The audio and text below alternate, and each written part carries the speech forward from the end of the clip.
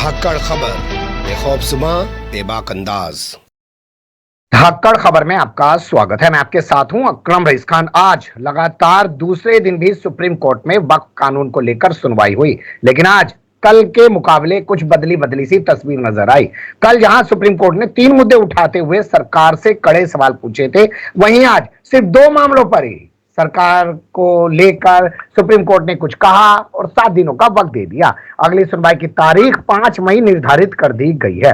कैसे इस पूरे घटनाक्रम को देखा और समझा जा सकता है, क्योंकि अदालत ने यह भी कह दिया है कि वो सिर्फ 5 पिटीशंस पर, 5 अर्जियों पर, 5 याचिकाओं पर ही सुनवाई करेगी।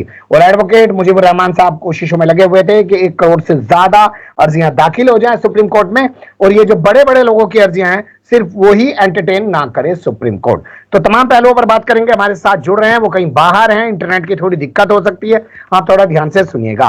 बहुत शुक्रिया सर वक्त देने के लिए। जी जी जी अकरम भाई, मेरा पहला सवाल यह है सर कि आप चाह रहे थे कि करोड़ों याचिकाएं दाखिल की जाएं, 20 रुपए की एक फीस भी रखी गई थी, कुछ लोग ऑनलाइन कर रहे थे, कुछ लोग ऑनलाइन नहीं कर पा रहे थे, लेकिन आज ये कहना बेंच का कि हम सिर्फ 5 याचिकाओं पर ही सुनवाई करेंगे, इसे आप कैसे देखते हैं? नहीं, हम अभी भी याचिका फाइल करेंगे, भले ही कोर्ट ना सुने, हम अभी भी फाइल करेंगे और उसी गिनती में करेंगे जो हमने कहा है। कोर्ट को ये पता होना चाहिए कि ये सिर्फ 5 लोगों का या 12 लोग जो उनके सामने आए उनका मुद्दा नहीं है, बल्कि ये करोड़ों लोग इनसे अफेक्ट होने जा रहे हैं, उन सब का मुद्दा है। भले ही कोर्ट जो है उसको डिसाइड करे सुनना या ना करे। बहुत अच्छी बात है, लेकिन यहाँ पे सवाल ये पैदा होता है ना सर, ये बेंच जो है अभी चेंज हो जाएगी, दूसरी बेंच कॉन्स्टिट्यूट होगी, तो हो सकता है दूसरी बेंच हमें अलाउ करे और हम अपना आर्गुमेंट रखेंगे। अगर बेंच ने कह दिया कि हम 5 ही सुनेंगे, तो हो सकता है ये हम 6ठी पिटीशन जो है जिसमें हम सारे लोगों को इंक्लूड करेंगे, तो हो सकता है इसको भी उसमें साथ क्लब कर दिया जाए। बहुत अच्छी बात है, लेकिन आपका अमानतुल्लाह खान वाला मामला तो 5 में रहा है ना सर? जी बिल्कुल 5 में रहेगा। तो आज का जो मामला हुआ, कल जहां 3 बिंदुओं पर सुप्रीम कोर्ट कुछ बोलता हुआ दिख रहा था, वो कह रहा था कि कलेक्टर जो है वो कोर्ट से ऊपर कैसे हो सकता है, वक्फ बाई यूजर वाला मामला उठा रहा था, ये कह रहा था कि हिंदुओं की नियुक्ति क्यों होगी मुसलमानों के बोर्ड में। आज कलेक्टर वाले मुद्दे को तो सुप्रीम कोर्ट ने सिरे से ही छोड़ दिया। नहीं छोड़ा, तीनों मुद्दों को पकड़ा कोर्ट ने, क्योंकि यूनियन ऑफ इंडिया ने खुद ही कह दिया कि ना तो कलेक्टर कोई एक्शन करेगा, ना कोई प्रॉपर्टी डीनोटिफाई होगी, और ना ही जो है कोई अपॉइंटमेंट होगा किसी का। तो जब ये तीनों चीजें यूनियन ऑफ इंडिया खुद से मान गई, तो कोर्ट को फिर कुछ कहने की जरूरत नहीं रह गई थी।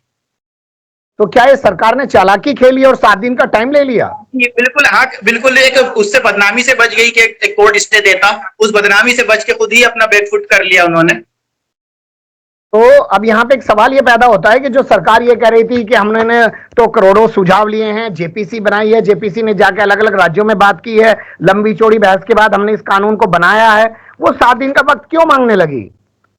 पार्लियामेंट के अंदर जो जेपीसी के मेंबर थे उन्होंने खुद कहा कि हमारी बात नहीं सुनी गई, हमारे जो सुझाव हैं एक भी सुझाव जो है उसके अंदर नहीं रखा गया। तो ये कहना कि हमने जेपीसी की बात सुनी, हमने लोगों की बात सुनी, ये सरासर गलत है। तो क्या सिर्फ सरकार जो है स्टे से बच गई है, इसे सरकार की चालाकी की जीत कहें या जो पिटिशनर बन के गए थे उनकी जीत कहें, क्या कहेंगे इसको?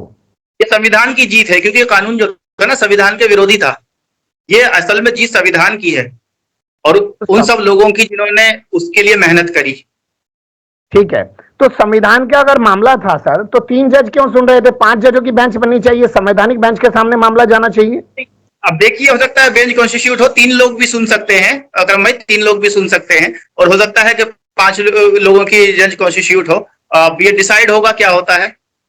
ठीक है, एक मेरा आखिरी सवाल, आप कहीं बाहर हैं और आपने बहुत मुश्किल से वक्त दिया है, बड़ी मेहरबानी। आखिरी ही होना चाहिए। बस आखिरी ही सवाल मैं करूंगा, क्या अभी भी हम लोगों से अपील कर सकते हैं कि वो ज्यादा से ज्यादा तादाद में और अपनी अर्जियां दाखिल करें? जी बिल्कुल, हम ज्यादा से ज्यादा तादाद में करें और 5 मई से पहले हम चाहेंगे कि हम फाइल कर दें एक पिटीशन। बहुत अच्छा, बहुत शुक्रिया, आपने वक्त दिया। फिर आपके साथ किसी और मुद्दे पर होगी बात, मेहरबानी। इंशाल्लाह।